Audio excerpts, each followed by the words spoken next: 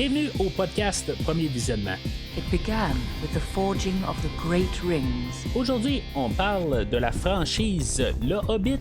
I have never used a sword in my life. And I hope you never have to.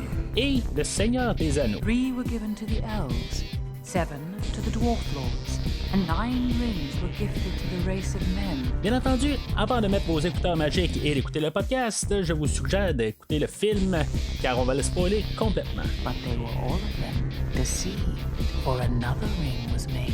Bonne écoute. Bienvenue sur la route vers la Mordor. Aujourd'hui, on parle du Seigneur des Anneaux, sorti en 1978 et réalisé par Ralph Bakshi, avec Christopher Guard, William Squire, Michael Scholes, John Hurt, Simon Chandler, Dominic Guard et Anthony Daniels. Je suis Mathieu, fils de Tomate. Alors aujourd'hui, on revient dans le monde de J.R.R. Tolkien avec Le Seigneur des Anneaux. Là, je veux juste comme vraiment clarifier les choses. On parle pas là, de la version live action de Peter Jackson des débuts 2000. On parle du film animé là, de 1978. Je dis animé, c'est un genre de. Il appelle ça là, de la rotoscopie. Dans le fond, c'est comme il filme des scènes. Puis après ça, ben, il redessine par-dessus, dans le fond, puis c'est ce qui fait l'animation dans le film d'aujourd'hui. C'est pour ça, si maintenant vous regardez le film, puis il y a quelque chose que vous dites, dans l'animation est étrange un peu. Moi, personnellement, je trouve que c'est vraiment spécial là, comme genre d'animation. Mais c'est ça, c'est quelque chose de différent, puis ça fait plus un peu réel. C'est quelque chose qui a probablement aidé beaucoup là, dans le budget. Parce que le film là, de Seigneur des Anneaux, à cette époque-là, on avait jugé que c'était genre infilmable parce que ça aurait demandé trop de budget. Tu sais, ça faisait plusieurs années là, qu'on essayait de faire le film là, des Seigneurs des Anneaux. On avait approché même Stanley Kubrick quelques années avant là, pour filmer. Puis, en tout cas. Vraiment, là, tout ça n'avait pas marché. Chose que dans le fond, j'étais pas au courant là, avant là, de faire dans le fond, mes recherches là, pour le film d'aujourd'hui. Quelque chose que j'avais vu l'année passée là, en écoutant un livre audio sur. Vous avez peut-être déjà entendu parler là, que j'étais un peu un fan des Beatles. Puis il y a un livre qui est sorti, genre qu'est-ce qu'il aurait arrivé si les Beatles auraient continué là, après là, leur séparation en 1970. Puis il s'amuse dans cette histoire-là, dans le fond, à arriver, là, puis dire que cette histoire-là, avec le Seigneur des Anneaux, est arrivée. Puis c'est ça, ben, tu sais, que j'écoutais le livre audio, là, je me disais, bon, ben, ça vient de où cette histoire-là de Seigneur des Anneaux? Ben, aujourd'hui, j'ai ma réponse pour le livre des Beatles, parenthèse de même, quelque chose qui était bien le fun à écouter, puis qui doit être bien le fun à lire aussi, là, mais tu sais, moi, j'ai écouté en version audio, puis ça a été vraiment là, le fun. En tant que fan, là, mais en tout cas, c'est juste une petite parenthèse de 30 secondes. Ce qu'il faut savoir aussi, c'est que c'est pas la même production que le dernier podcast où on parlait là, du Hobbit. C'est une production à part qui ont travaillé sur le film d'aujourd'hui, puis même quand on va parler là, du Retour du Roi la semaine prochaine, l'autre film animé. Ça va être la suite du Hobbit qu'on a parlé la semaine passée. Ben là, c'est pas la suite du film d'aujourd'hui. Même si le film du Seigneur des Anneaux aujourd'hui va couvrir pas mal les 2 premiers livres du Seigneur des Anneaux, puis il va rester le 3e film, le 3e livre du Retour du Roi, puis dans le fond on n'aura pas vraiment là, de choses pris de ce livre-là. En tout cas, c'est comme ça va bien terminer si on regarde ça là, dans la globalité, mais c'est 3 projets là, qui sont comme un peu séparés là, dans le fond. Là, en tout cas, on va en reparler là, la semaine prochaine là, pour le Retour du Roi. Mais c'est ça, aujourd'hui, on se concentre là, vraiment sur le film là, de 1978. Mais avant de commencer à parler du film, je vais vous rediriger sur le site officiel du podcast premiervisionnement.com. Sur le site, vous allez pouvoir trouver toutes les rétrospectives du podcast, dans le fond, qui ont été faites là, sur les 4 années du podcast. Puis vous pouvez aussi trouver là, dans le fond tous les épisodes là, qui vont être couverts pour la rétrospective là, des Seigneurs des Anneaux. On parle de 9 épisodes, les 3 films animés, les 3 Seigneurs des Anneaux de Peter Jackson et les 3 films du Hobbit de Peter Jackson également. Probablement qu'un épisode 10 va apparaître là, plus tard dans l'année. Là, je vais probablement faire un podcast rassemblant là, de toute la nouvelle série là, sur Amazon. Pour l'instant, je suis pas vraiment embarqué là, dans cette série-là. Là. Je suis vraiment comme concentré là, à faire là, tout dans le fond les 9 films, puis après ça on verra qu'est-ce qui va se passer par la suite. J'ai juste regardé un petit peu de quoi ça va parler là, juste la page IMDb là, puis voir les personnages là, voir dans le fond là, qu'est-ce qu'on nous annonce comme personnage, puis savoir un peu là, où est-ce que ça va se dérouler, mais tu sais j'essaie de pas vraiment savoir là, pour l'instant. Je verrai là, une fois rendu là, de voir qu'est-ce que ça va donner. Mais c'est ça, revenons au site, vous pouvez voir tous les 9 épisodes en question. Ensuite de ça, bien sûr, j'ai fait d'autres rétrospectives au courant là, des années, comme les Jurassic Park qui ont été faits là, récemment en s'en allant vers le nouveau film là, de Jurassic World Dominion que j'ai couvert en début d'année. Les 2 Top Gun aussi que j'ai couvert en début d'année. Et une rétrospective conjointe avec Alien et Predator, qu'on va avoir un nouveau Predator là, dans quelques semaines pour ajouter à cette rétrospective-là. Fait que rendez-vous sur premiervisionnement.com pour voir ces rétrospectives-là et plusieurs autres. En même temps, Premier Visionnement est sur Facebook et Twitter, dans le fond, où ce que vous pouvez suivre le podcast aussi, si maintenant vous voulez savoir qu'est-ce qui s'en vient.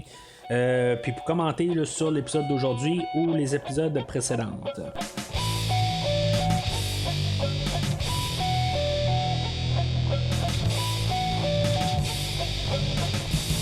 Alors, l'histoire du film aujourd'hui, on va suivre Frodo, le neveu de Bilbon ou Bilbo qu'on a connu là, dans le fond dans le dernier film qui n'était pas le film avant, en tout cas, comme j'ai dit tantôt.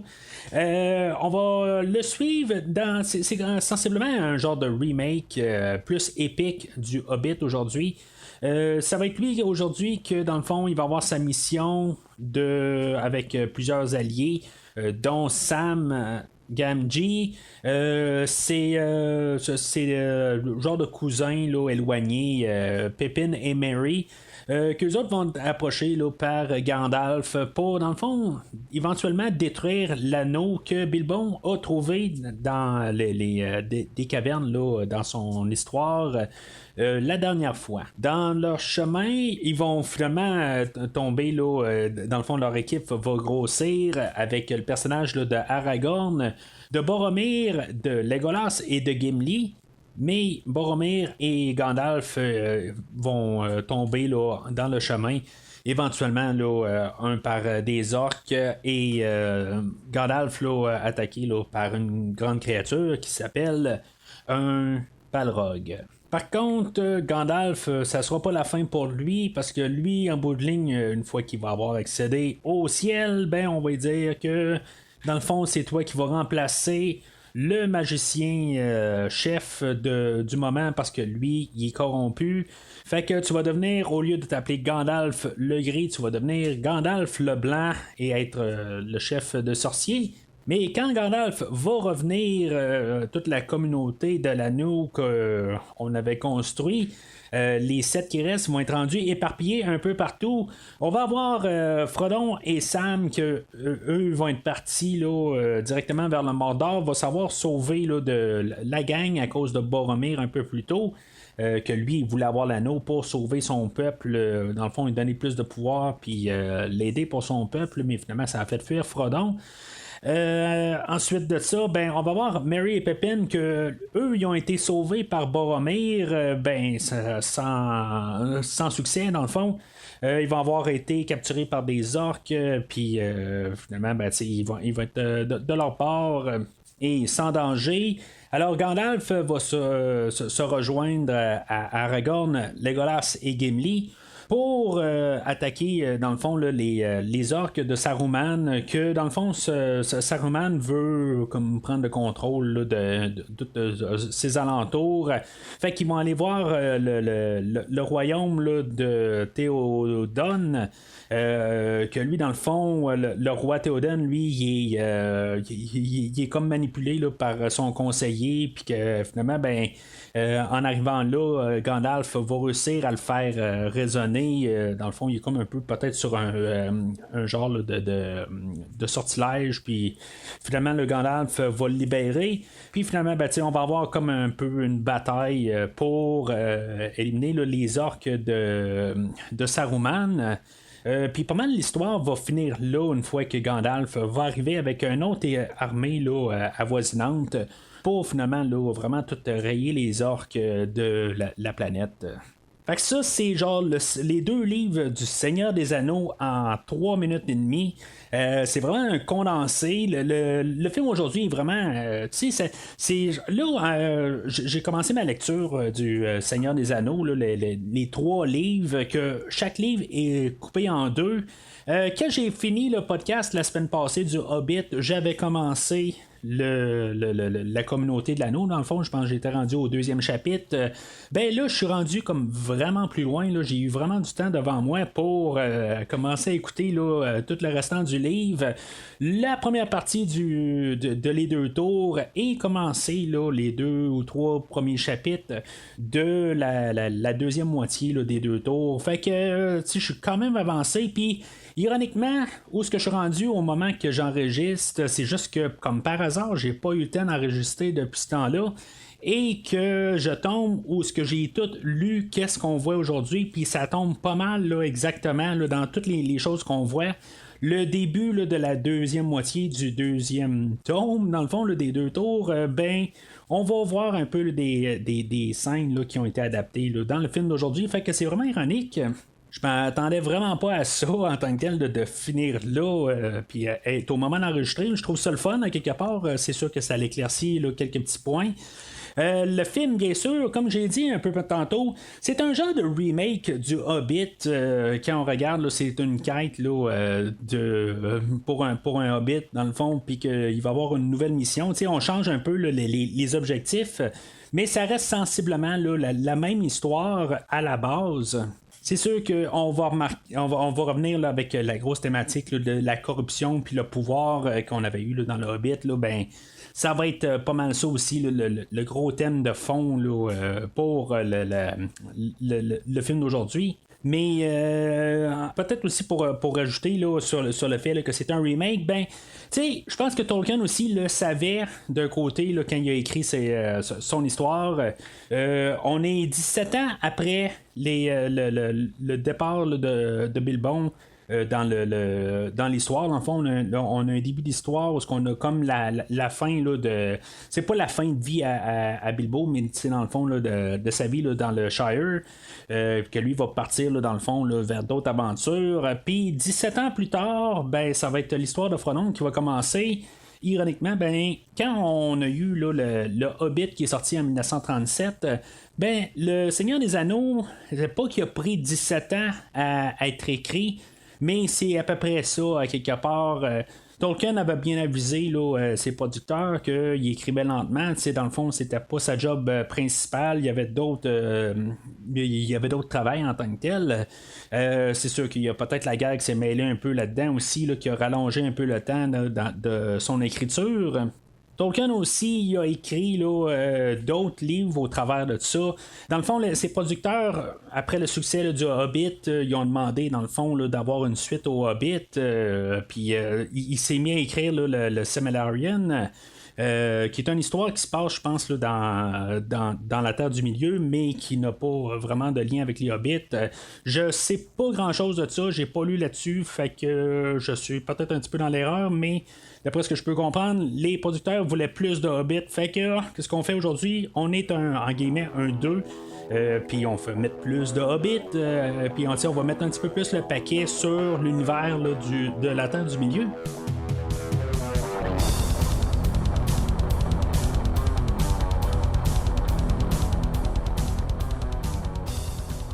Alors, avant de commencer à parler du scénario, moi, le film d'aujourd'hui, je l'ai vu une fois là, enfant, quand j'étais. Ce que j'ai compté là, comme histoire là, la semaine passée, là, où ma 5e année, où j'avais été introduit au Hobbit. Fait que peut-être en quelque chose comme en 6e ou secondaire 1. J'ai vu là, le film d'aujourd'hui, mais je me rappelais pas grand chose là. Plus tard, là, ça, dans le fond, c'est tombé un peu là, dans l'oubli dans ma tête. Je l'ai revisité là, il y a quelques années, dans le fond. Avec tous les autres films où ce que j'avais vu là, le Hobbit pour la première fois de 77. Lui ici, c'est dans le fond, c'était la 2e fois, puis fait que naturellement, c'est ma 3e et 4e fois que j'écoute le film d'aujourd'hui. Puis même le Retour du Roi là, que je vais parler la semaine prochaine, ça va être ma 2e et 3e fois là, que j'écoute ce film-là. Mais c'est ça, le film, ce que je vais remarquer tout de suite en partant, comment que c'est pas des films que je connais nécessairement par cœur, puis le fait de les lire ou les écouter en version audio, ça m'aide beaucoup à comprendre là, tout l'univers. Oui, je les ai écoutés, je les ai comme compris un peu, mais le jargon là, de tout cet univers-là, puis tous les endroits, puis tous les noms qui sont comme fantastiques dans le fond, qui me mettent un peu là, des bâtons dans les roues pour comprendre cet univers-là. Fait que c'est sûr que le fait là, d'avoir lu tout, je dis lu là, je vais pas me répéter à chaque fois, mais quand je dis lu, c'est la version audio. Le fait là, d'avoir embarqué là, dans les œuvres de Tolkien directement, ça m'aide beaucoup à comprendre là, qu'est-ce qu'on voit à l'écran. Puis en même temps, le premier film de Peter Jackson de 2002-2004 qu'on va parler là, dans quelques semaines. Je suis fessé en écoutant le film d'aujourd'hui comment que la version de Peter Jackson va être influencée par le film d'aujourd'hui. Parce que dans le fond, on va avoir coupé beaucoup d'affaires du livre, naturellement. Moi, j'ai fait un synopsis en 3 minutes, mais le film de 2h15 qui inclut 2 films, 2 livres, dans le fond, là, très épais, qui sont de 20 heures chaque dans la version audio. Condenser ça, on s'entend qu'on doit avoir mis pas mal la tronçonneuse là, dans le scénario. Puis ça paraît dans la version Peter Jackson que, dans le fond, on a coupé les mêmes choses. Mais en même temps, je me garde quand même toujours une petite porte là, de sous-réserve parce que je les ai vus, mais des fois des liens, puis il y a des choses que je vais remarquer là, dans le film d'aujourd'hui que j'aurais jamais vraiment pris mention, là, j'aurais jamais remarqué ça. Comme le cheval à Sam qui le suit tout le long, Bill. J'aurais jamais remarqué ça honnêtement. Puis là, le fait qu'on en parle beaucoup dans le livre, je le remarque plus. C'est tous des petits détails de même là, qui vont réapparaître plus. Mais il y a des scènes là-dedans là, qui sont carrément coupées. Dans le fond, c'est surtout là, dans la section là, qu'on va partir tantôt, là, une fois que Frodon va partir du Shire puis qu'il va se ramasser là, à Bree. Il y a comme une grosse section qui a été coupée. Puis c'est ça dans le fond là, je vais en parler tantôt, mais pour la générale là, je remarque là, tout de suite en partant, même avec l'ouverture du film là, avec le fond rouge, puis dans le fond on montre la création là, de l'anneau, pourquoi que l'anneau a été créé, puis dans le fond avec toute l'histoire à Gollum ou Sméagol si vous préférez, tout ce qui s'est passé là-dedans, je trouve que dans le fond c'est une belle manière là, d'embarquer là, dans l'histoire. Peter Jackson va refaire un peu la même affaire, tout ça un peu plus tard. Là je ne veux pas trop comparer avec ou parler du film de Peter Jackson parce que c'est quand même assez loin dans ma tête. Pareil, ça fait quand même 7-8 années là, que j'ai pas écouté cette version-là. Fait que, je peux pas trop m'avancer là-dessus, mais c'est juste pour dire comment que je trouve là, que le film d'aujourd'hui là, va être tellement influencé là, la version là, de Peter Jackson. Alors, c'est ça, l'introduction. On a la musique là, de Leonard Rosenman, excusez. Pour moi, Leonard Rosenman, c'est le gars qui a fait la trame sonore là, de Star Trek 4, qui est, je veux pas dire c'est la meilleure trame sonore de Star Trek, mais c'est peut-être la trame sonore de Star Trek que je suis le plus familier avec. Star Trek 4 étant peut-être le premier Star Trek comme film que j'ai vu là, étant très très jeune, puis que naturellement, ben, je pense que vous vous doutez avec le podcast que Star Trek fait une grosse partie de ma vie. Mais avec le film d'aujourd'hui, je vais entendre beaucoup de choses qui vont me rapporter là, à cette trame sonore là, de Star Trek 4, que dans le fond c'est le style là, du compositeur. Fait qu'en tant que tel, ça va me tracasser un petit peu, là, ça va me chicoter là, quand je vais entendre la trame sonore. Parce que je vais avoir plus des images de Star Trek quand je vais avoir à certaines places. Là, fait que la trame sonore, je suis pas trop fort dessus. Puis en même temps, là, même si d'un côté, là, j'ai un côté nostalgique là, sur la trame sonore là, de Leonard Rosenman sur Star Trek, ben c'est pas nécessairement là, un très très très bon compositeur là, honnêtement là, c'est un compositeur là, de type B là, dans le fond là, plus amateur un peu, puis c'est pas c'est pas nécessairement mauvais ce qu'il fait aujourd'hui, mais c'est comme, c'est pas, il manque un petit quelque chose. Ça va bien avec ce qu'on fait aujourd'hui, mais sans plus, honnêtement, il y a quelque chose là, qui marche pas là, dans les trames sonores. Peut-être juste pour trancher ça, c'est pas amateur comme Michael Giacchino, mais c'est un peu là, dans le même royaume là, pour moi. Fait que c'est ça, tu sais, l'introduction là, sur le fond rouge, tout ça, on fait l'histoire. Je pense que, tu sais, il y a des scènes là-dedans où on n'utilise pas l'animation, on fait juste mettre un genre de filtre rouge sur l'écran, puis on noircit là, les acteurs. Une question, je pense qu'ils ont vers la fin, là, ils ont manqué un peu là, de temps pour finir là, tout le montage du film. Puis le réalisateur se faisait pas donner le temps là, pour pouvoir éditer le film un peu plus longtemps. Fait que d'après moi, on a il y a des scènes là, qui ont été bâclées de même un peu. Il y a quelques petites scènes là-dedans là, dans le film qu'on va se rendre compte là, qu'il y a on dirait que, là, qu'il y a vraiment là, du live action au travers là, de l'écran. Mais honnêtement, ça me dérange pas parce que honnêtement, là, le travail qui est fait, on le voit vraiment à l'écran. Ça doit être un temps éternel là, à faire ça là, comme travail. C'est un travail monumental. Je sais pas si ça aurait pas été plus simple de vraiment faire le film en live action quand on va voir tout ce qu'il y a dans tout le film, dans le fond, toutes les séquences là, qu'on va devoir redessiner au complet. Ça doit être éternel là, à redessiner. Puis pourquoi que dans le fond on n'a pas essayé là, de faire plus de live action là, rendu là, ben en tout cas c'est pas la raison pourquoi on n'a pas eu de suite au film d'aujourd'hui. Dans le fond, le film a fait de l'argent. Mais dans le fond, c'est ce que je vais arriver à dire tantôt, c'est que dans le fond, pourquoi qu'on n'a pas de suite, c'est juste que dans le fond, le film finit là, puis on nous a promis d'avoir le film au complet. On n'a pas là, de Seigneur des Anneaux partie 1. On a juste le film du Seigneur des Anneaux et les gens, ils disent, là, ça fait comme finir, mais il n'y a pas de fin, tu sais.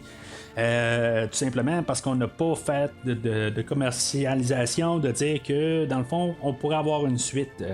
Puis le film se finit là, on va en parler là, dans quelques dans peut-être à peu près 3/4 d'heure quand on va arriver à la fin.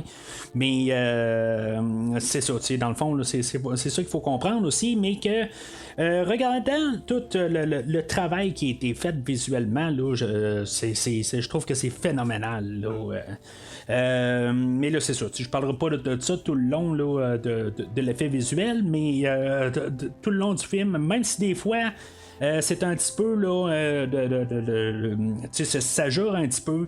Je dirais que le pire bout, c'est peut-être le Balrog à quelque part, que dans le fond là, il était fait là, juste vraiment comme lui était vraiment bâclé là, d'après ce que je pouvais lire. Mais en tant que tel, là, j'ai pas vraiment de problème avec ça. Je veux dire, tout le restant du travail là, je le trouve phénoménal là, comme travail. Fait que on se ramasse au Shire où l'histoire du dernier film avait commencé, dans le fond, la maison à Bilbo. Là, des fois ça se peut que j'alterne, je vais dire Bilbon, des fois je vais dire Bilbo, Bilbon, Frodon, Frodo. Tout dépendant là, de la version. Moi j'ai été élevé dans le fond avec un Bilbon et un Frodon. La dernière fois j'ai parlé de Bilbo, mais en tout cas, c'est des fois on dirait qu'il y a des choses qui ressortent là, naturellement là, de ma bouche. Fait que, tu sais, pour juste éviter, là, dans le fond, là, des fois perdre ma pensée, ben, tu sais, ça se peut que des fois ça sorte un peu là, dans les deux sens. Puis techniquement, ben, les deux sont bons, là. Fait que, tu sais, moi, je vois sur les deux côtés où ce que je suis pas vraiment là, en guerre contre un contre l'autre. Puis je suis mieux en pensant que Bilbo, c'est le nom original, quelque chose de même, regarde. Moi, en bout de ligne, là, je m'en fous à quelque part, c'est juste de vous passer l'information de la manière que je le vois en tant que tel. Fait que Bilbo, c'est ça, il y a comme dans le fond, c'est sa fête de 111 ans, puis il y a comme son discours de fête. Puis, tu sais, ce qu'on apprend, là, plus dans les livres, on va nous en faire mention. Ça se peut que des fois, dans le livre ou dans le film, là, je mêle un peu les deux choses ensemble. Là, ça, je m'en excuse, mais au pire, ça va expliquer. Parce que, en bout de ligne, là, le but du réalisateur, c'était pas de inventer des choses là, comparativement au film. Il voulait quand même retranscrire ce que J.R.R. Tolkien avait fait. C'était quand même un peu sacré à quelque part. Puis, tu sais, dans le fond, c'est la seule affaire qu'on a faite, c'est juste couper des bouts pour faire un film plus condensé, mais on n'a pas inventé vraiment là, de choses pour comme changer là, la mythologie là, qui a été établie là, par M. Tolkien. Fait que Bilbo, là, on est genre 60 ans après là, l'histoire du Hobbit. Puis, dans le fond, lui, il veut partir, là, il veut écrire son livre pour, dans le fond, ses mémoires. Il veut vivre d'autres choses. Il était entendu avec Gandalf qu'il allait laisser l'anneau derrière lui, puis il allait la laisser à Frodon, son neveu. Puis dans le fond, ben, Gandalf va aller voir Frodon, puis il va lui dire, ben, dans le fond, on va s'en voir bientôt parce que il va falloir faire quelque chose là, pour cette bague-là. Là, pendant ce temps-là, ben, c'est ça, ça a l'air là, que dans le monde extérieur, ben là, on commence à chercher là, la bague, puis là, on l'a peut-être repéré. Fait que ça va ramener 17 ans plus tard Gandalf au Shire, puis commencer à dire à Frodon que là, t'as quelques semaines, quelques mois, dans le fond, là, t'as jusqu'à ta fête, là, qu'il faudrait que comme tu fasses quelque chose là, pour l'anneau. Fait que Frodon, lui, ce qu'il va dire, ben, avant d'amener le trouble dans le Shire, ben, je vais sortir d'ici. Puis c'est ça, dans le fond. Fait que, il va avoir son grand ami, là, Sam, que lui, dans le fond, il va savoir cacher, puis il va avoir entendu la conversation. Fait que il va être suggéré là, que Sam vienne avec lui. Puis Gandalf aussi va lui suggérer là, d'amener là, ses deux cousins lointains, Merry et Pippin, qu'ils fassent partie là, du voyage. En le fond, là, ça va être un voyage là, de sensiblement un an. Fait que c'est voir si mettons ça peut les intéresser. Puis finalement, ben, ils vont remarquer, dans le fond, tout va être quand même assez coupé, là, assez direct. Quelque part, on prendra pas vraiment là, de détour, puis de vraiment là, de commencer à mijoter les affaires. C'est un animé aussi, il faut pas oublier ça. Que dans le fond on peut avoir des conversations, mais des fois aussi que c'est un animé, ben, on peut supposer qu'il va y avoir beaucoup plus d'enfants qui vont écouter le film. Fait que il faut que ça l'avance aussi, il faut que dans le fond c'est l'histoire à des boules, puis en même temps ben, on veut essayer de condenser quand même là, 2 livres et demi là, ou plutôt 1 livre et demi dans un film, puis dans le fond c'est 2 méchantes briques là, fait que il faut comme avancer. Fait que Frodon et sa compagnie dans le fond ben, dans le fond Gandalf leur dit ben on va se rencontrer à la ville de Bree, mais finalement ils se pointent pas. Fait qu'ils vont se ramasser là, à une auberge, puis ils vont rencontrer là, le personnage de Strider, que lui, dans le fond, va s'appeler, on va apprendre là, que son vrai nom, c'est Aragorn. Dans le fond, on a essayé là, de couper ça. Dans le livre, là, on l'appelle Strider pendant super longtemps, puis finalement, on dit que c'est Aragorn aussi. On mélange les affaires, un peu tout pour mélanger. Honnêtement, là, le film là, fait un meilleur job, je pense, là, de juste couper ça vraiment plus, là, Aragorn, assez le plus rapidement possible. Là, dans le fond, pour se rendre à l'auberge, on a quand même coupé ça court. Comme j'ai dit un peu plus tôt, on a coupé un personnage. Là, dans la version audio, le livre est lu là, par Andy Serkis. Dans le fond, moi, je le connais là, comme King Kong là, dans la version Peter Jackson, puis je pense qu'il n'a rien fait d'autre. Je vous fais un clin d'œil là-dessus. Là. Bien sûr, là, c'est Gollum là, dans la version de Peter Jackson. Mais c'est ça, dans le fond, là, sa lecture est bien le fun à M. Serkis. Sauf que, dans le fond, c'est tout un bout où ce qui se met à chanter. Puis, dans le fond, c'est le personnage là, de Tom Bombadil. C'est ça qui est là, puis dans le fond là, c'est un chapitre là, qui est éternel là, dans le fond où ils sont dans des bois, puis c'est tout ça, le temps de se rendre à Bree. J'ai pas vraiment de problème là, à ce qu'on l'ait coupé ce bout là. En bout de ligne, ça l'apporte à rien, c'est juste un petit peu là, pour qu'on aille les 4 personnages, les 4 hobbits ensemble. C'est sûr que de l'autre côté, point de vue narratif, ça aurait été bon de voir comme le groupe là, qui grossit un peu étape par étape. On part juste avec les hobbits. Après ça, il y a Aragorn qui se joint à eux autres. Après ça, on a les 3 autres personnages qui se rejoignent avec Gandalf en plus. On aurait pu faire ça de même, mais c'est ce que le livre fait. Mais le film a choisi là, de sauter tout de suite avec quelque chose là, qui avance. Même dans le livre, ils sont 5 à partir du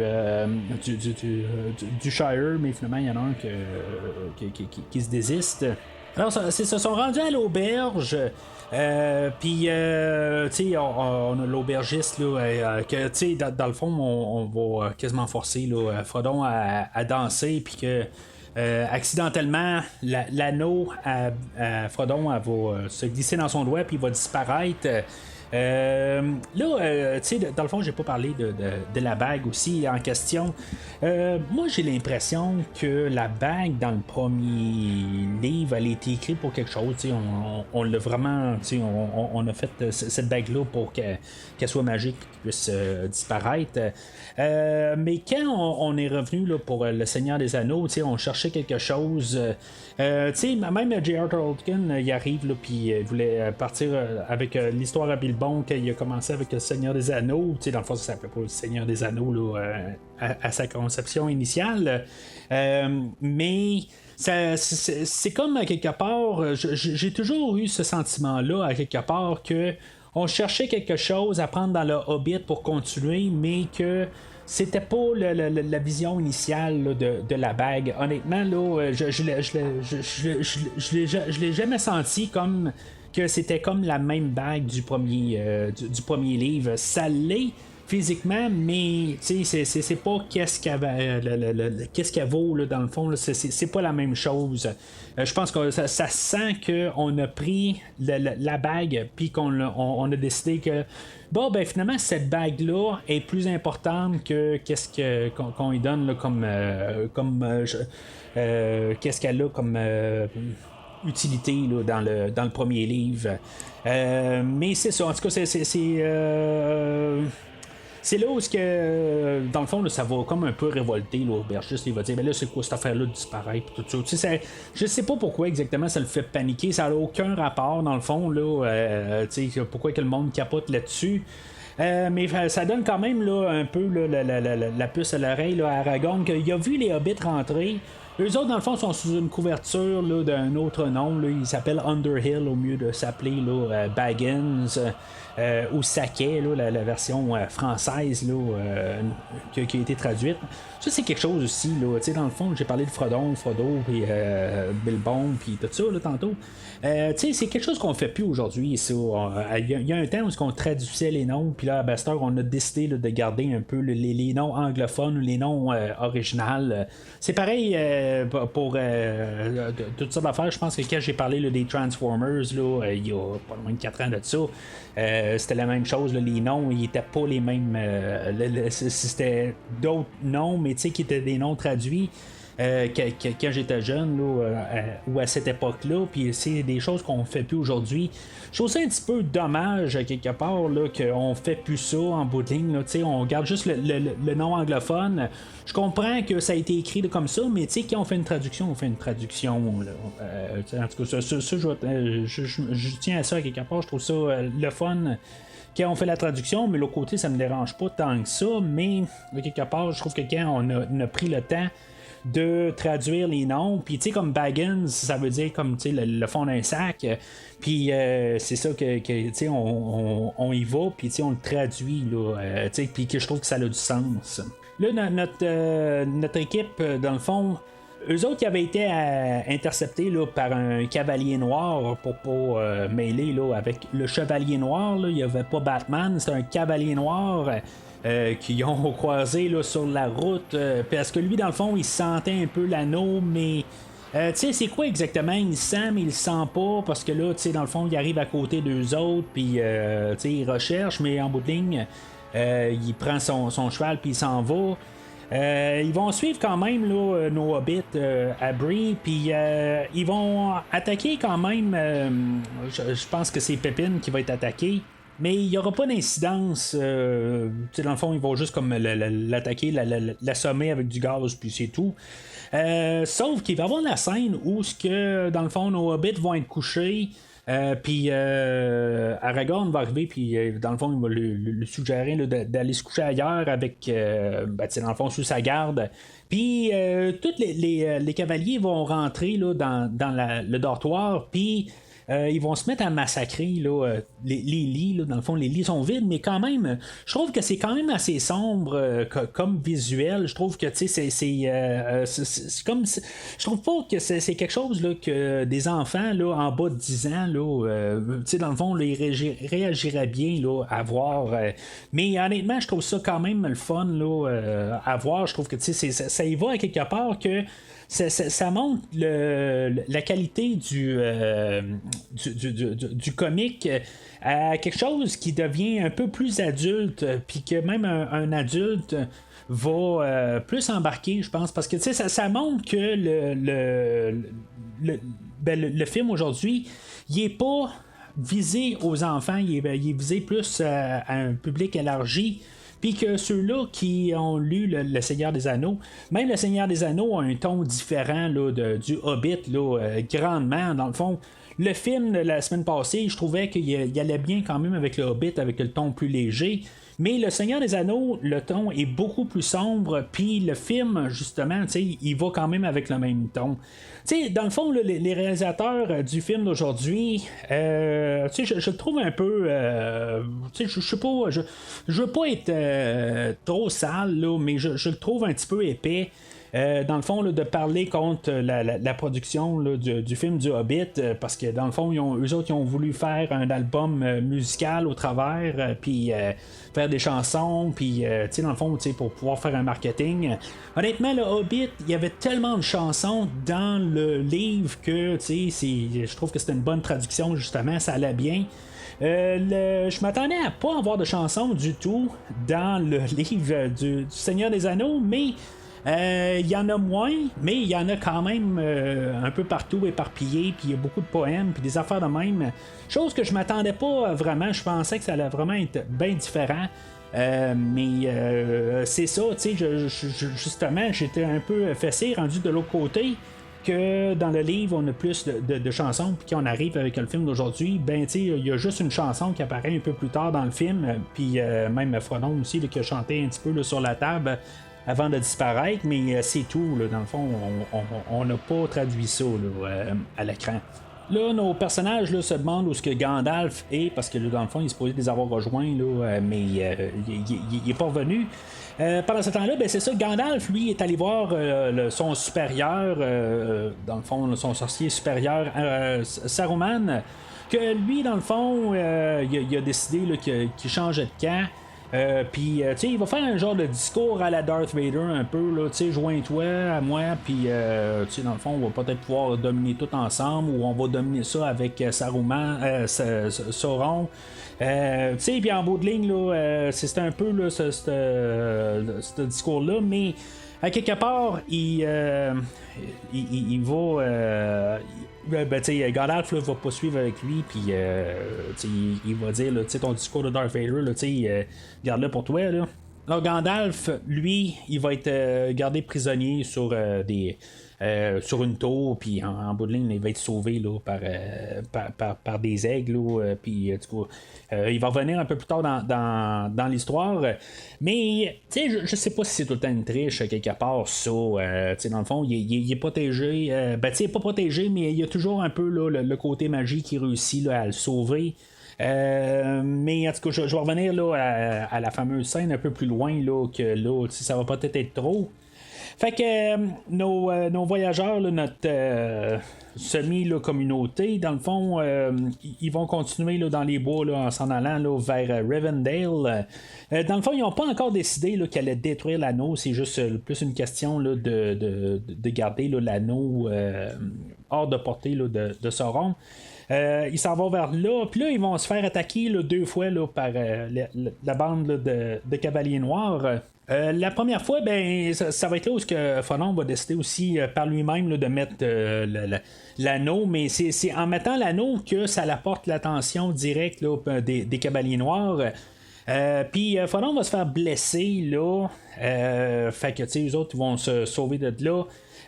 Dans le fond, une chose que je vais remarquer, c'est que Aragorn, en bout de ligne, c'est genre le descendant là, d'Isildur, que dans le fond, il était le roi au temps de c'était lui le roi du coin là, dans le temps là, de Sauron, d'après ce que je peux comprendre.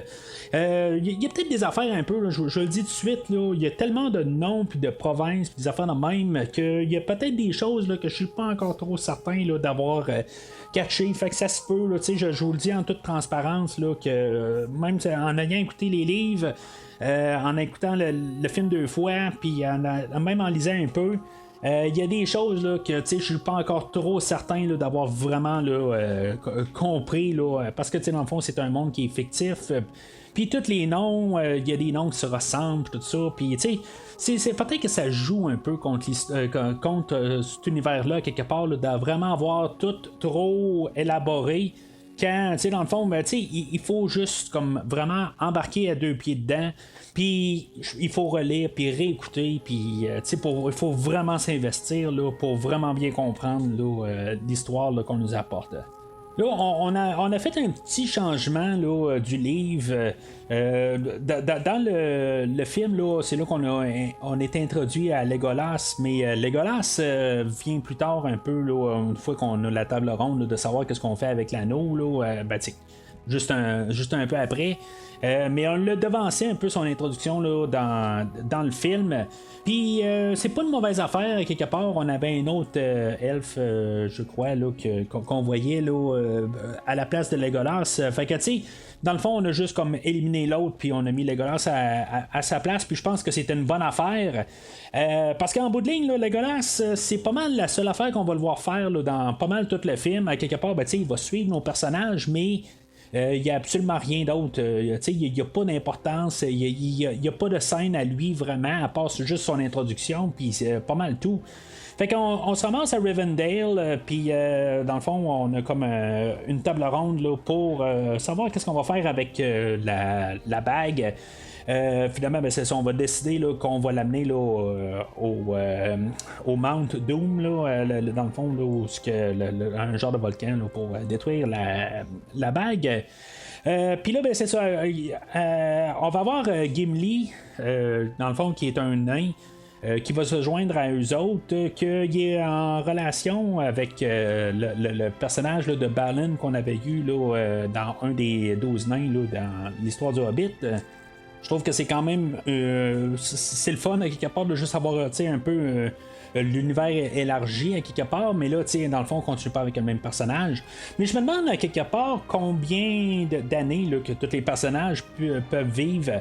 Dans la version livre, on sait que normalement les hobbits ne vivent pas autant longtemps là, que Bilbo. Là. Bilbo est rendu à 111 ans, c'est quand même pas mal assez âgé. Mais dans le fond, qui est toujours en forme de même. Il y en a qui vivent un peu à cet âge-là, mais pas autant en forme là, que Bilbo. Mais c'est ça, dans le fond, là, on pouvait supposer que peut-être que le Balin aussi serait peut-être encore vivant 60 ans après là, les aventures là, du Hobbit. C'est, pour un humain, là, c'est possible. Là, dans le fond, là, tu as quelque chose à 25 ans, puis à 88 ans, là, tu peux être encore en vie, là, on s'entend, là, mais en tout cas. Mais ça me laisse quand même penser là, que c'est quoi l'âge du monde dans cet univers-là. En même temps, c'est comme un peu du médiéval. Tu n'as pas tout le temps là, la bonne santé, puis tout le temps la bonne nourriture, puis tout le temps, dans le fond, pas mal, beaucoup de la population à l'époque, la moyenne d'âge était pas mal plus jeune là, que nous, là, reculons là, juste une centaine d'années. Fait que si on recule plusieurs milliers d'années, c'était quoi la moyenne d'âge là, des gens qui vivaient? À mon avis, 60 ans, c'était quand même pas mal. Mais en même temps, on est comme dans un monde surnaturel. Là. Avec le personnage de Gimli puis de Legolas qui va les joindre, on a Boromir qui va les joindre. Que dans le fond, c'est un soldat d'un peuple de... mais le fait qu'il soit un humain, puis qu'on a déjà comme un humain avec Aragorn, on peut déjà supposer qu'il va se passer quelque chose avec ce personnage-là. Le fait que on a comme deux personnages qui ont comme la même fonction. C'est comme à quelque part. C'est sûr que c'est pas long où on va avoir la scène où que Boromir là, va essayer là, d'avoir la reine là, pour amener à son peuple. Mais ça va se passer là, après là, le temps où ils vont passer là, dans les mines de Moria. Excusez, des fois j'ai un petit blanc là, avec toutes les notes que j'ai en face de moi, puis tous les noms. Là, mais c'est ça, parce que là, ils montent des montagnes, puis là, il y a la neige, là, puis en tout cas, c'est comme tout un petit peu là, difficile à accéder pour continuer par là. Fait que au lieu de revenir en arrière puis tout contourner, c'est plus facile de passer par les mines de Moria. Puis là, c'est ça, on a Gandalf qui essaie là, de trouver le sortilège ou le mot pour finalement ouvrir la porte. C'est carrément pris là, du livre où dans le fond, il doit juste dire ami pour ouvrir la porte. Puis dans le fond, il essaie dans tous les langages, tout ça. Puis finalement, c'est ça, il fallait juste qu'il le dise dans je pense en elfe. Puis finalement, ça allait marcher. Puis là, aussitôt que la porte ouvre, ils se font attaquer là, par une genre de pieuvre géante. Puis moi, la première affaire que j'entends, je parlais de King Kong de Peter Jackson. C'est vraiment là, le King Kong de 1976, que dans le fond, il était des sons recyclés là, d'un autre film précédent, là, mais quand même. Moi j'entends là, la pieuvre en train de crier, moi j'entends King Kong de 1976 là, en train de crier partout. C'est un peu pareil là, pour le Balrog un peu plus loin, là, on a comme recyclé des sons là, de King Kong 76. Mais c'est sûr, ça me débarque un peu là, mais c'est pas un combat final là, quelque part, on fait juste se faire attaquer là, par la pieuvre. Puis c'est là que je parlais tantôt dans le fond là, que le cheval à Sam, dans le fond, on sait pas s'il se fait tuer ou pas, dans le fond, probablement qu'il se fait manger par la pieuvre. Mais on en fait un gros plat là, dans le livre. À quelque part, Sam se demande qu'est-ce qui va se passer à Bill là, pas mal. Plusieurs pages là, bien avant ça. À quelque part, ils savent que probablement que Bill se rendra pas jusqu'à la fin du voyage. Ça se demandait pourquoi qu'il l'a amené avec lui. En bout de ligne, il sent très mal, puis en bout de ligne, il doit l'abandonner, puis probablement que la pieuvre, comme j'ai dit, dans le fond, elle s'est nourrie avec lui. Mais quelque part, je sais pas, peut-être que le Bill va revenir plus tard là, dans l'histoire. C'est quasiment que là, je suis rendu un peu intrigué à savoir si ça va revenir.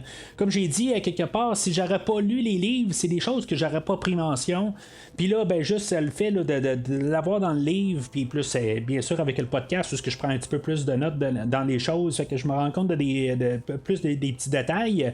Mais là, je suis curieux de savoir si, mettons, on va revoir Bill là, plus dans la version de Peter Jackson, là, quand on va être rendu au retour du roi. Mais c'est ça, fait que là, ils sont dans les mines de Moria, puis là, vraiment. On savait pas qu'est-ce qui s'était passé avec le personnage de Balin, puis finalement, ben, c'est ça, ils vont trouver un vieux livre, puis finalement, ben, on va savoir que dans le fond, il est comme devenu le chef de tribu dans les mines de Moria, où on est en train là, de miner du mithril. Puis c'est ça qu'on avait vu Bilbo un peu plus tôt, où il avait remis à Frodo son épée. Sting qui avait ramassé là, dans l'histoire du Hobbit, puis dans le fond, il a donné aussi un armure là, de mithril qui a remis à Bilbo. Dans le fond, qui est un matériel, là, un genre de fer là, super solide, puis dans le fond, là, qui est super léger, dans le fond. Puis c'est ça, ben, on a une mine pour ça. Puis c'est ça, on sait que Balin s'est fait tuer. Là, dans le fond, la fonction de Pippin dans cette histoire-là, puis même de Merry, dans le film d'aujourd'hui, honnêtement, ils servent à rien. C'est plus, dans le fond, là, dans qu'est-ce qui aurait pu être le deuxième film, dans le fond, qui aurait pu servir à quelque chose, mais c'est ça, dans l'histoire d'aujourd'hui, il y a Pippin qui va servir à peut-être réveiller les orques qui sont comme endormis dans les profondeurs là, des mines. Parce que lui, il va genre tirer un caillou là, dans un genre de puits, puis finalement, ben, ça va les réveiller. Fait que les orques vont se mettre à attaquer là, nos personnages, puis finalement, le Balrog va sortir. Puis là, ben, ça va être Gandalf là, qui va devoir, dans le fond, là, essayer là, de les sauver. Mais tu sais, un Balrog, un orc, tu sais, c'est quoi la différence? Quelque part, là, pour moi, là, en bout de ligne, tu sais, c'est comme, tu sais, on a créé une créature, puis c'est sûr que, tu sais, avec tout le drame alentour, on comprend que ce monstre-là, qui a à peu près une tête de plus là, que les orques, là, peut-être une tête et demie, là, mais pas bien plus...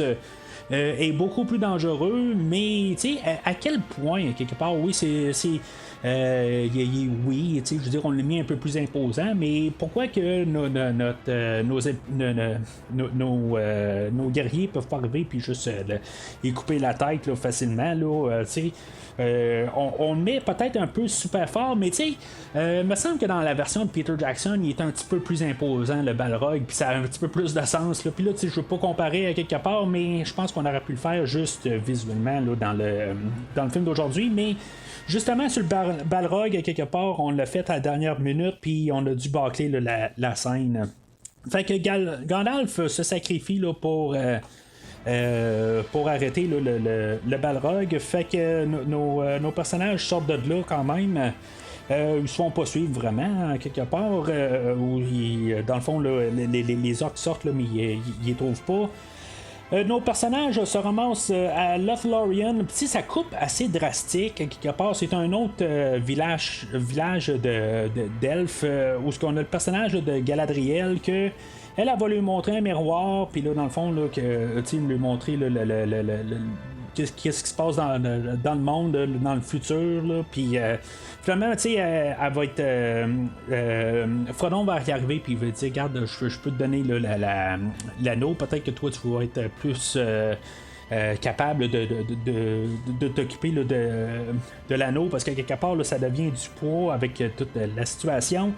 Puis tu sais, dans le fond, elle a fait la même affaire que Gandalf avait fait un peu plus tôt, tu sais, où il s'est fait offrir la bague, puis quelque part il a dit, garde, si mettons je l'aurais, ben tu sais, je perdrais mes moyens, quelque part je deviendrais trop puissant, puis je serais dans le fond corrompu, puis elle a dit la même affaire.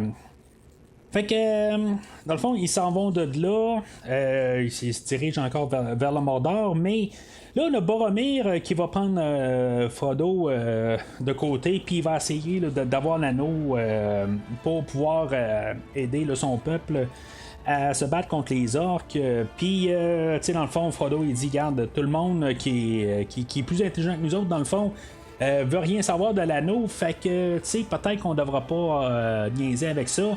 Puis lui, dans le fond, il dit, là, tu sais, voyons, tu sais, dans le fond, il commence à paranoïer, puis il dit, mais non, tu sais, dans le fond, là, tu l'as gardé pour toi, puis en bout de ligne, tu sais, ça aurait pu tomber sur moi, puis que finalement, j'aurais pu l'avoir, puis finalement, sauver mon peuple. Fait que Frodo, il se rend compte là, que dans le fond, même tranquillement, là, le monde alentour de lui deviennent comme un peu corrompus, même sans être en contact direct avec l'anneau. Fait que il choisit de s'en aller, là, il va embarquer, là, il va mettre l'anneau, puis il va se sauver. Sam va le savoir quelque part, il va se douter que Frodo est parti de son côté. Fait qu'il va voir comme le petit bateau s'en aller tout seul. Fait qu'il va sauter vers le bateau, puis Frodo, il va l'embarquer à bord parce que Sam sait pas nager, fait qu'il il va l'attraper. Tu sais, dans le fond, le premier livre, il termine là, à cet endroit-là. Puis tout ce qui suit est pas mal, dans le fond, là, tout dans le livre des deux tours. Fait que dans le fond, on part tout à la recherche de Frodo et finalement Merry et Pippin se font attraper là, par des orques. Mais Boromir arrive dans le fond pour les sauver, mais finalement ben, c'est ça, il va se faire tuer. Mais il va réussir à caler avec sa corne ou en tout cas, c'est l'instrument qu'il a sur lui, là, il va réussir à appeler là, les autres.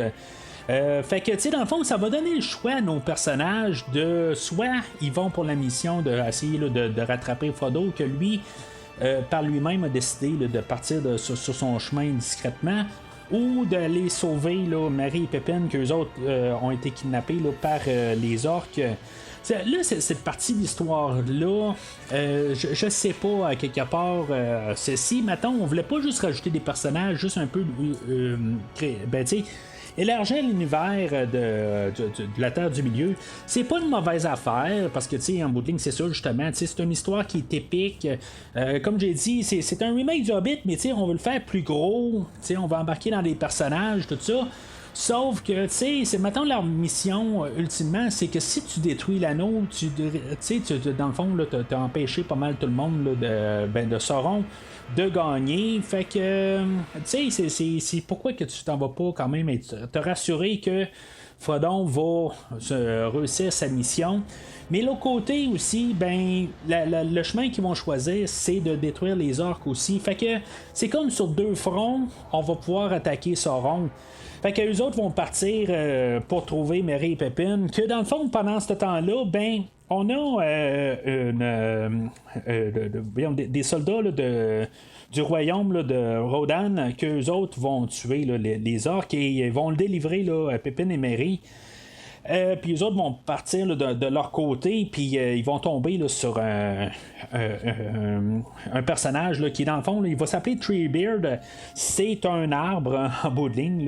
Puis, tu sais, dans le livre, honnêtement, là, vraiment, là, ce bout-là, là, je suis content là, qu'on a fait là, la version très, très, très courte et très abrégée là, dans le film aujourd'hui. Puis, tu sais, même, on a coupé aussi le bout là, des orques aussi. Tu sais, dans le fond, en fait, d'écoute, c'était 3 heures de juste avoir les orques qui est en train là, de maltraiter Merry et Pippin. Puis 2 heures de. Ben, tu sais, 1 heure pour les orques, puis 2 heures pour Treebeard et tout son peuple. Honnêtement, là, j'ai failli sauter par-dessus. Je commençais à être tanné à la longue. Là. Je trouvais juste ça éternel. J'en ai pas mal rien à foutre en bout de ligne de Pippin et de Merry. Je trouve qu'ils sont juste là pour être là à quelque part. Je comprends là, de construire un peu là, l'univers de ça, mais je trouve que c'est vraiment un boulet dans l'histoire là, du livre dans la première moitié. L'intérêt a vraiment chuté là, drastiquement là, pour le deuxième livre là, à cause de tout simplement là, de ces 2 chapitres là, qui ont été éternels. Puis le fait là, qu'on a vraiment coupé ça pour l'essentiel dans le film, ben c'est ça qu'on aurait dû faire aussi là, dans le livre. Je comprends qu'on voulait écrire puis faire ça épique, mais des fois il y a des choses là, qui sont rendues là, un peu trop puis qui sont pas intéressantes. Fait que pendant ce temps-là, on a notre trio Gandalf qui vont trouver Gandalf, là, Aragorn Legolas et Gimli, que c'est ça. Je trouve que c'est une triche. J'ai jamais aimé là, l'idée de ramener Gandalf. C'est pas que je déteste Gandalf, c'est juste que je trouve que c'est tricher avec les choses. Il est mort ou il est pas mort? Là, tu sais, il est mort, puis là, ben, tu sais, finalement, ben, tu sais, il a réussi à sortir du trou, puis c'est comme un peu, tu sais, puis il devient pas vraiment important à l'histoire à partir de là. Je comprends que Tolkien l'a écrit, puis exactement, il va-tu avoir un rôle plus important là, plus tard? Je suis pas trop certain. Je trouve qu'à quelque part, je pense que ça aurait été bon point de vue histoire. Puis là, je parle toujours à quelque part, je critique le film, qu'est-ce qu'il est. Pourquoi qu'on l'a fait dans le livre, ok, je veux dire, lui, il a vu ça de sa manière. Puis, tu sais, mais moi, je parle, mettons, du film. Je trouve que ça paraît juste comme une triche rendue là. Oui, c'est une triche aussi dans le livre, mais je trouve qu'on aurait pu améliorer un peu le film en enlevant Gandalf à quelque part, puis trouver un moyen là, de juste, pas que ça soit une triche, mais en tout cas, c'est sûr que c'est dur un petit peu là, de dire de l'enlever quand tu veux rester fidèle à l'œuvre, mais c'est une chose que je trouve que à quelque part, c'est quoi, il va mourir, puis tout d'un coup, ben, il va pouvoir revenir en tel autre être ou quelque chose de même. C'est ça un peu, ça enlève un peu le côté là, de l'importance de rester en vie. À ce point-là, à quelque part, parce que là, c'est comme, ça l'enlève un peu là, tout le suspense du personnage. S'il pouvait pas mourir, ben, on le savait pas, mais c'est comme une révélation qui vient de nulle part, à quelque part. Il aurait fallu qu'il y ait un peu de savoir pourquoi, avant qui reviennent. J'essaie de juste expliquer ça un peu, là, que là, ça devient comme tout d'un coup, tu as eu le droit de revenir. Puis après ça, il nous explique pourquoi, mais il aurait fallu savoir avant un peu qu'il y avait une chance.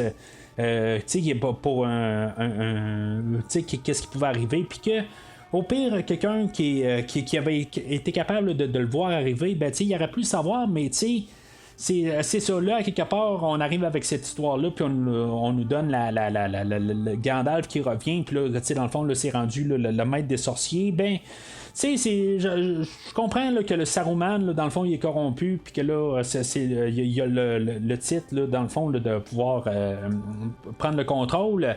Mais, ça reste que ça reste une triche, là, de mon point de vue. Fait que eux autres, là, ils vont aller dans la capitale là, de Edoras, où il y a le roi que dans le fond, lui, il a été comme floué là, par son conseiller, là, Wormtongue. Je pense que Wormtongue, on l'a vu quand Gandalf est allé à la tour voir Saruman, puis il est juste comme apparu un peu là, sur le bord de l'écran. Puis, dans le fond, lui, il est comme. Il travaille pour Saruman, puis il essaie de comme ensorceler Théoden pour, dans le fond, que Saruman, quand il va arriver avec ses orques, ben, il va pouvoir ravager tout. Puis que dans le fond, il va pouvoir comme tout dominer tout au complet. Dans le fond, là, c'est un plan mécabélique là, du grand méchant. Puis finalement, ben, c'est ça. Ils vont se ramasser à un endroit là, qui appelle Helm's Deep. Puis dans le fond, on va avoir une grosse bataille là. Puis, c'est ça, en bout de ligne, ils vont se battre, puis ça va être la grosse bataille, puis finalement, ben, on va ramener là, l'autre, ben, il y a Gandalf qui va partir de son bord, puis qui va ramener une autre armée, là, l'armée qui a aidé à faire évader là, Merry et Pépin plus tôt dans le film. Puis eux autres, dans le fond, là, ils sont laissés là, au milieu des bois, puis on les a pas vraiment revus là, du restant du film.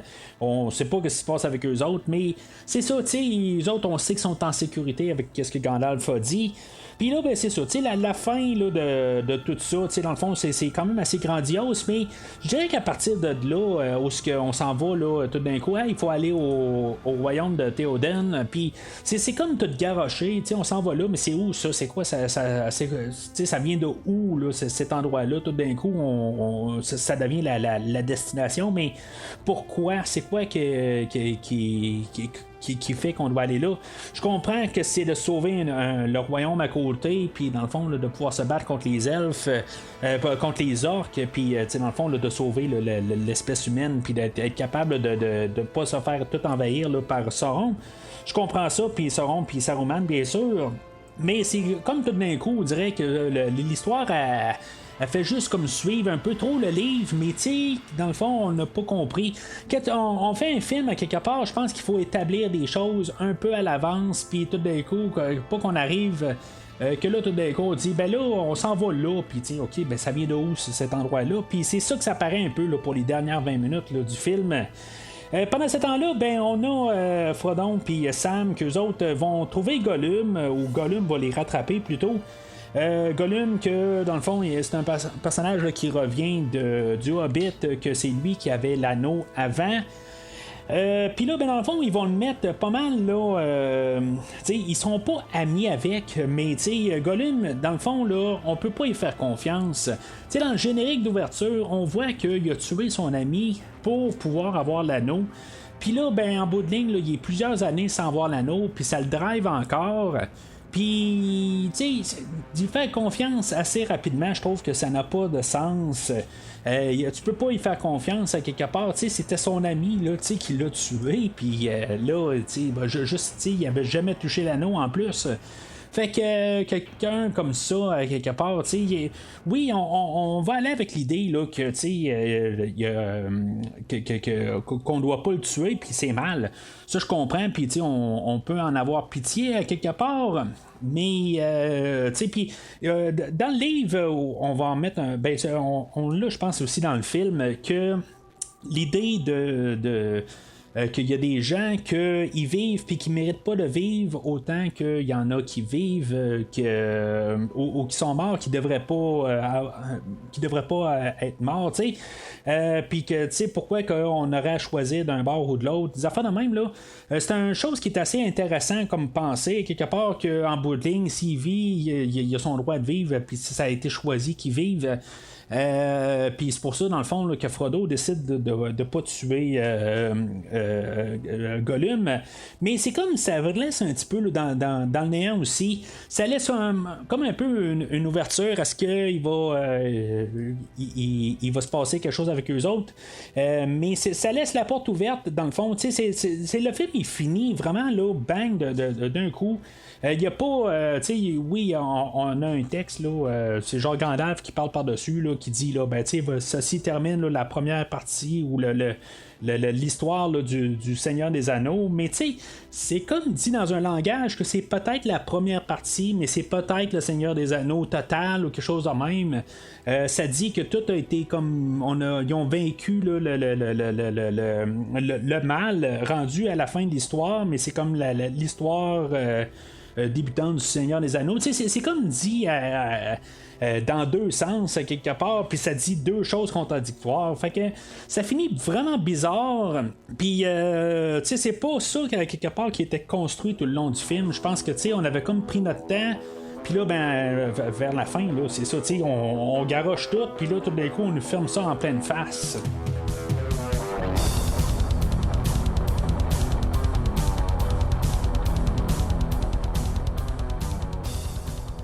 Alors, en conclusion, moi, je suis rentré dans le podcast en disant que je vais pouvoir bien facilement endosser le film d'aujourd'hui. Honnêtement, tu sais, ça va être un jaune. Justement, là, pour qu'est-ce que je viens de dire pas mal là, dans les dernières minutes. Le dernier 20 minutes du film est quelque chose là, qui dans le fond, là, ça part dans toutes les directions. C'est comme si ça veut rattraper un peu le temps perdu. Ça nous apporte des choses qui n'avaient pas de sens, que dans le fond, qui viennent nulle part. Ça devient comme très difficile à suivre. Même quand on a la bataille là, à Helm's Deep, les orques attaquent, genre ils attaquent Aragorn, puis Legolas, puis tous les personnages qu'on connaît. Puis là, tout d'un coup, ils sortent de là, mais pas de où est-ce qu'ils sortent. C'est très vraiment mêlant. Visuellement, comme j'ai dit là, au début, ben c'est vraiment là, très, très intéressant à voir. Mais c'est comme à ce bout-là, on dirait qu'on a comme perdu un peu le sens là, de comment monter la scène. Puis, c'est-tu une équipe qui. Une autre armée qui vient? Là, je pensais que c'était ça un bout, mais finalement, c'est juste l'équipe d'Aragorn qui était comme encerclée, mais que finalement, ils ont trouvé une autre porte de sortie, puis ils ont décidé d'arriver d'ailleurs, puis tout ça. Puis, c'est très mêlant vers la fin. Puis, finalement, Gandalf qui arrive avec un autre armée qu'on avait vu un peu plus tôt.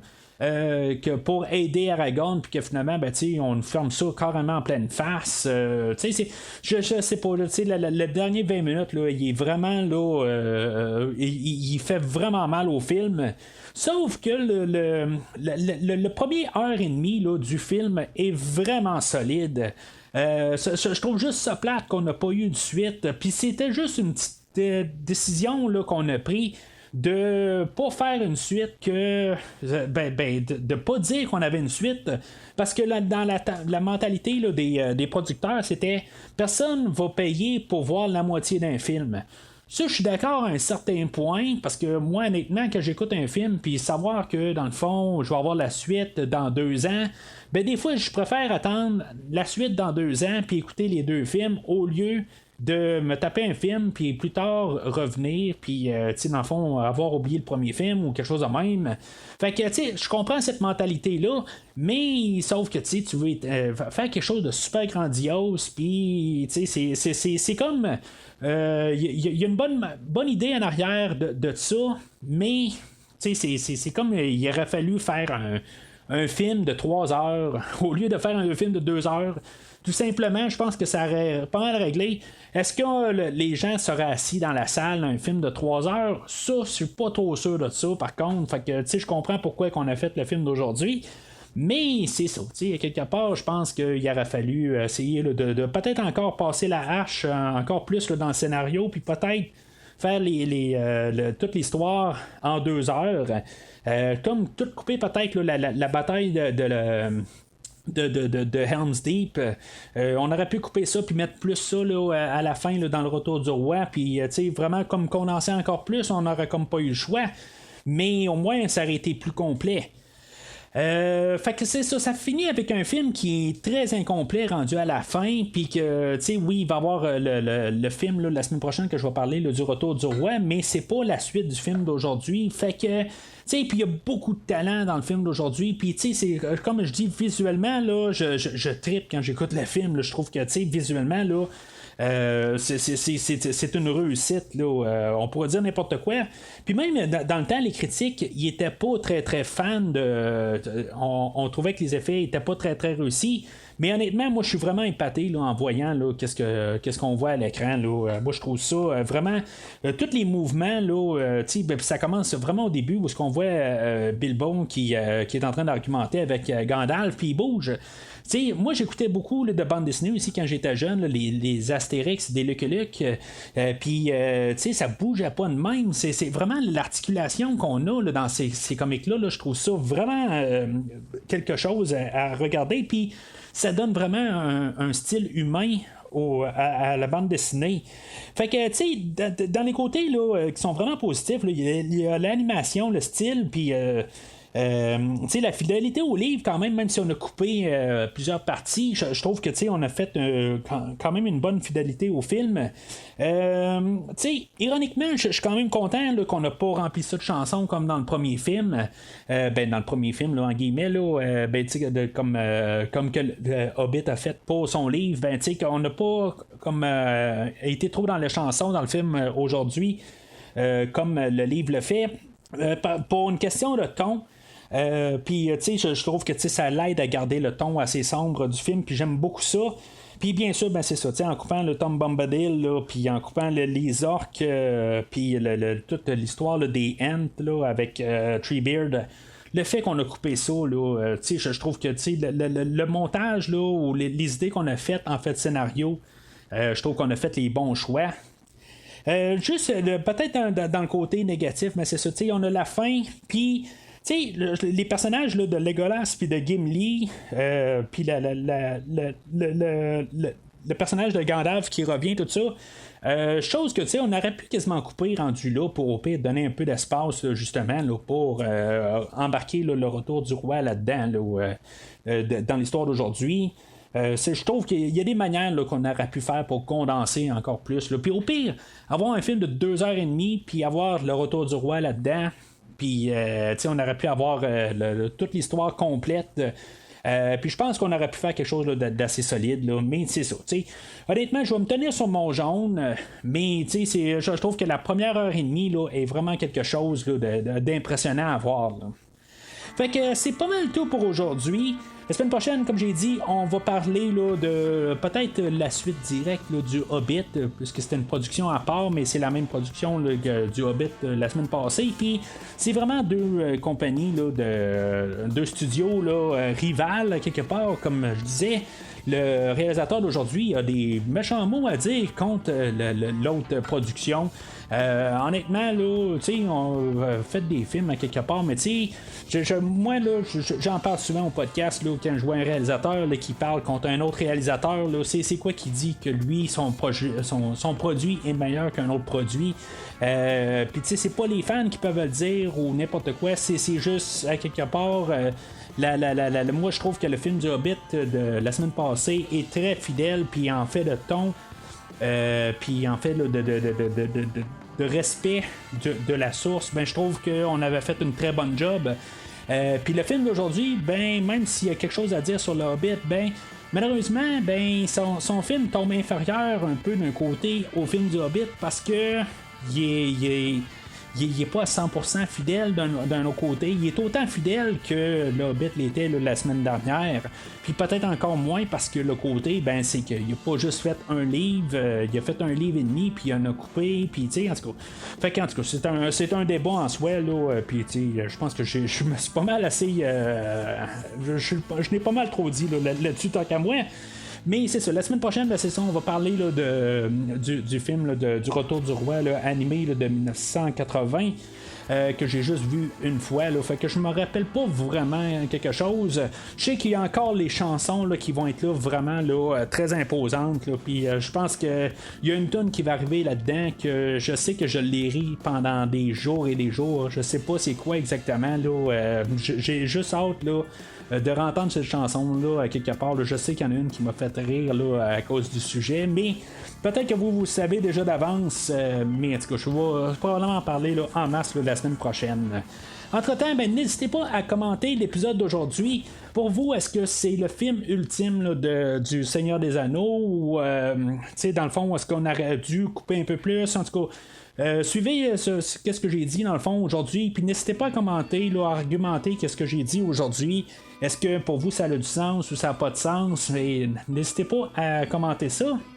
Mais sinon, sachez que dans le royaume du podcast, il faut juste un podcast pour toutes les dominer. A day may come when the courage of men fails, when we forsake our friends and break all bonds of fellowship. But it is not this day. Merci d'avoir écouté cet épisode de Premier Visionnement. J'espère que vous êtes bien amusés.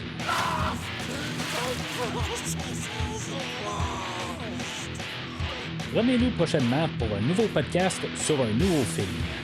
Many that live deserve death. Some that die deserve life. N'hésitez pas à commenter l'épisode d'aujourd'hui sur Facebook et Twitter et en même temps, joignez-vous au groupe de discussion sur Facebook. I don't know half of the half as well as I should like, and I like less than half of the half as well as you deserve. Vous voulez voir le catalogue complet du podcast? Le podcast a un site officiel. Rendez-vous sur premiervisionnement.com. Vous voulez suivre Premier Visionnement par l'intermédiaire d'une application? Premier Visionnement est disponible sur toutes les plateformes de balado-diffusion, donc Spotify, Podbean et Google Podcast. You're late. A wizard is never late. En espérant nous avoir donné du bon temps, rendez-vous au prochain podcast. Let us be rid of it, once and for all. Come on, Mr. Fuller. I can't carry it for you, but I can carry you.